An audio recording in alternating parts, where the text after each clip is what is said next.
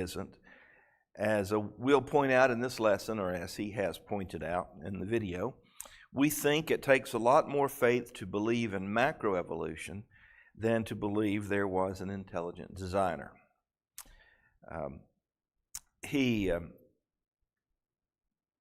Let's just pass on that particular thing. Give an example of an effect with a natural cause.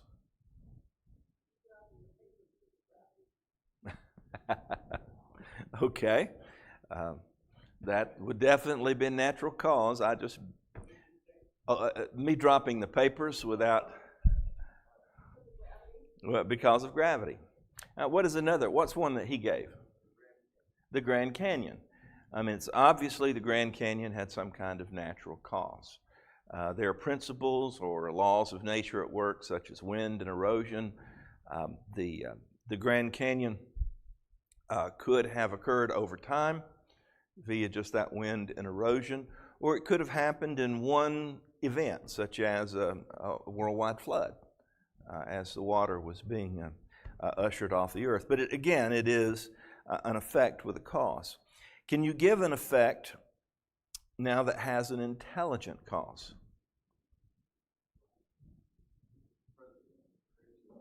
Yeah, Mount Rushmore. Obviously, all the wind and erosion in the world applied over time, naturally, randomly, as we know those forces often work, is not going to create basically a sculpture with 4 heads of presidents of the United States. That is just not going to happen. You can look at that and immediately your mind goes to, well, I wonder who did that. Because it's not saying, oh, well, look, this is something that just blew up out here. Somebody maybe, the wind came through at the right time, the rain came through at the right time, and look at that. That's what you see. So whenever you're talking about evolution, he suggests that you ask whoever's talking about it 3 questions. You know what those 3 questions are? What do you mean by evolution? That's very important because there's some aspects we might prefer to call it natural selection. We might prefer to call it adaptation. He uses the word microevolution, that we all change a little bit over time, that we would all believe. But macroevolution is what is required for the evolutionary theory of the creation and multiplication of life to be true, which means there would have to be great springs or great leaps between the various changes that would happen. Macroevolution requires that non-life suddenly becomes life. I mean, if you think about that non-life suddenly becomes life, or that lower forms of life that are completely dissimilar from higher forms of life can produce those higher forms of life. That amoeba could produce, let's say a fish or something similar, or that a fish could somehow produce a cat. Those kinds of things just don't happen. And so you need to ask that question. How do you come to that conclusion, whatever conclusion it is that they have come to? What evidence do you have?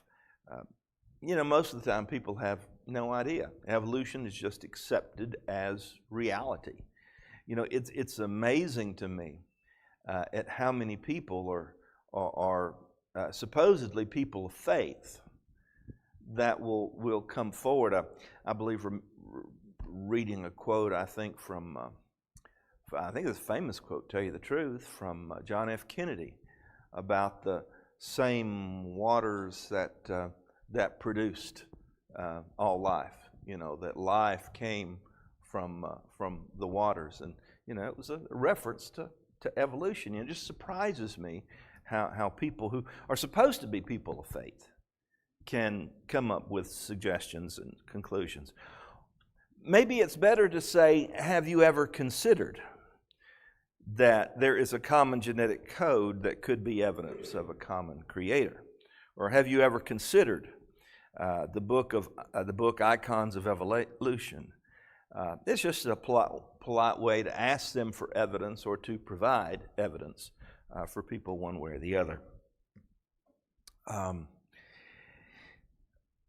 Darwinists say that the emergence of life forms is a result of natural selection. Now, we all understand that there are some ways that natural selection is such a thing. Those who, let's say humans that grow up in a very hot climate where they're exposed to a lot of sunshine, in order to survive, have to develop a greater level of, melanin in their skin just in order to survive. And you would think that, given a good bit of time, that those who have survived in that environment are going to be darker than those who began in that environment. I don't know if this is true because I'm certainly not a medical doctor, but I have blue eyes. And I am very sensitive to light. And as a matter of fact, Tina, when I'm watching TV, Tina likes to turn the light on that is between me and the TV. I need a light behind me, of course, first of all, because I'm reading a lot too. But if it's in front of me, it really hurts my eyes. And so I have maybe wondered that maybe somehow in my heritage, I had relatives that lived in a climate where things were very dark. And so we developed lighter eyes in order to, I don't know if there's any scientific background. I mean, I have just enough understanding to know that. But you would think for people to remain and survive in that climate, there would be adaptations, and those who already have eyes that are sensitive to light would tend to do better. Therefore, those that remain there or those that survived over time would be. But we're talking about little, gradual changes. We're talking about hundreds of years, maybe thousands of years, but certainly not millions or billions of years for those kinds of things to happen.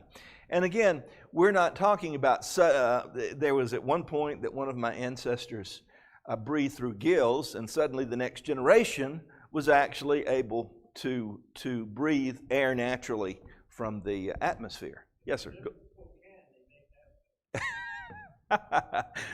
Well, I suppose you're talking about all the rain.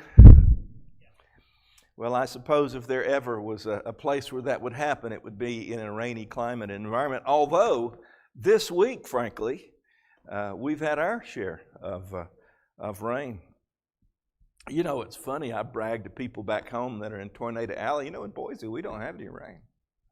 Rain's very little up here. We don't have to worry about thunderstorms. Well, I was a liar twice this week. But anyway, we're talking about not major jumps in all of this. Macroevolution is different, though, from microevolution. How is that the case?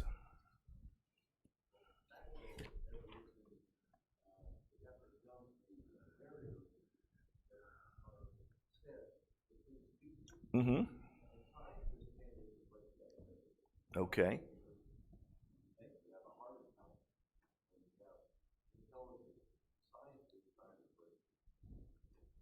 All right. Good point.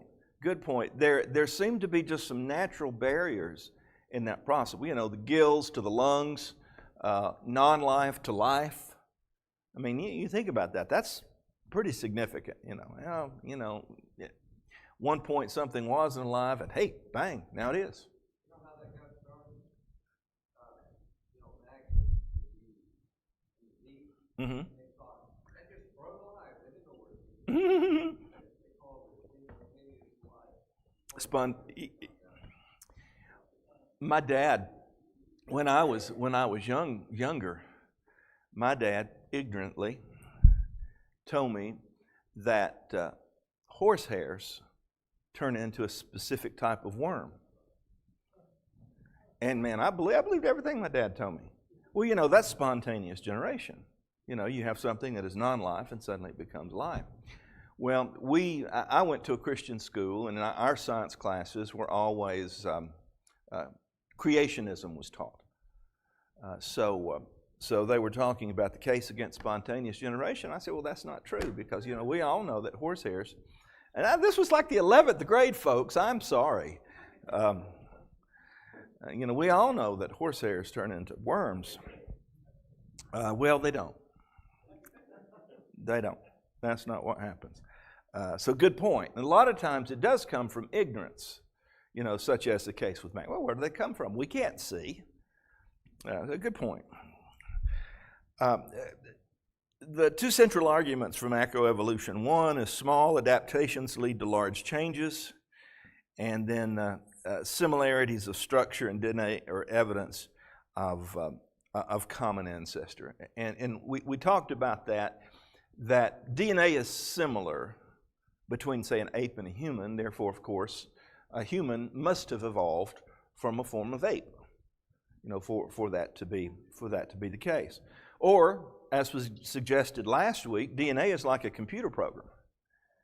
And anybody who's ever programmed know that once you've wrote a little, well, they call it a little macro or a little mini program that does something, you store that, and next time you need your big program to do that, you bring that in, you know. And that's kind of the way DNA is. Could it be that DNA is similar because there is an intelligent design behind it that used portions of different DNA in different animals that they created? Makes sense to me. And as far as the similarity in form, the same thing can be said. It can be said about that. Just because something is similar doesn't mean it's the same. It could be that a creator made things in a similar way. Things that walk have feet and legs.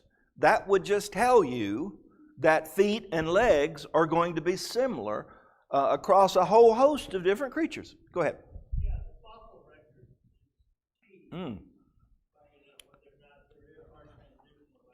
There have been lots of false claims. There have been false claims, but no one has ever found the missing link. And here's the thing about it. If this did happen, why is it not still happening? There should be representatives, whether in the fossil record or even alive today, of some of the various in-betweens. The links, so to speak, that are missing. He even said in the lesson, it's not a matter of a missing link, it's a whole missing chain in regard to much of this. But he also mentions that if you look through the layers of the earth, there seems to be, and of course, you know, our author believes, I think the earth is older than 6,000 years, you know, and he covered that earlier in the video. But even if that's not the case, God, you know, created things the way. Go ahead. There's another called Cambrian explosion. Yes, that's what I was going to refer to. No, but go ahead. You tell the story. I don't know that much about it. But if you look at the fossil record, there was a sudden explosion of, he used, now what, I'm trying to think of the word that he uses. What? Yeah, but he used the expression, I'm going to use body types. And he even used that word one time. So in other words, there were things like lobsters that had the exoskeleton and all that. And there were things like mammals and different body types, you know, birds and all the different kind of body types there were. And he says they all sprung into existence at the same time. There was like this incredible explosion of all the different body types, which he, of course, associates with creation. And he says, if anything, the fossil record, as you said, resembles more of a lawn in which all these body types appeared and began to spring up, than a tree in which you have them branching off of one another, making major changes with each branch until you finally get to what we have today. Now, that's basically last week's lesson. Do you have any questions that we need to consider before we pass on to this week's lesson? Because this week's lesson is a little shorter, and I wanted to make sure we had time to review the last. It is a significant lesson on evolution. All right, lesson 6 is, does God exist? And he's going to look at the moral law, how moral law is evidence of God's existence. Now, there are, if I'm not mistaken, he is 1 or 2 chapters behind the main book, I Don't Have Enough Faith to Be an Atheist, the thick book, the one that was originally written. So if you want more information on any of these topics, just look at the table of contents. You'll see, and there's more information that's actually given in the video. So we will begin with lesson 6. I don't think I'll have time to get back up here, but it may take us at least to 15 after to finish this.